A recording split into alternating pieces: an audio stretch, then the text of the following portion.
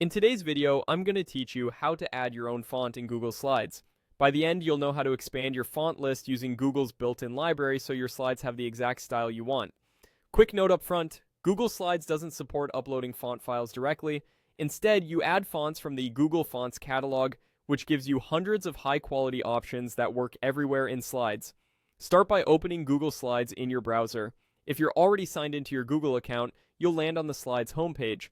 From here, create a new deck by choosing a blank presentation. A clean slate makes it easy to see your changes, but you can follow along in an existing deck too. Once your presentation is open, look at the toolbar across the top and click the font dropdown. It's near the text size control, and it usually shows a default font name like Arial. This menu lists the fonts currently available in your account. To add more choices, click the option labeled More Fonts at the top of that dropdown.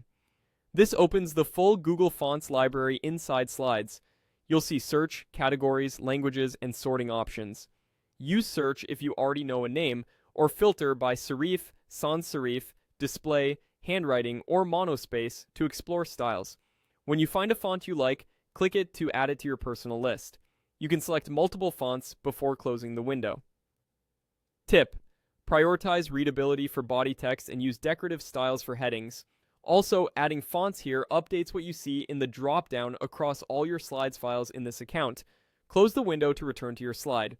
Now, click on the sample text box on your slide so the cursor is active where you want the new font. If you don't have text yet, type a few words you can test with. Next, highlight the text you want to change.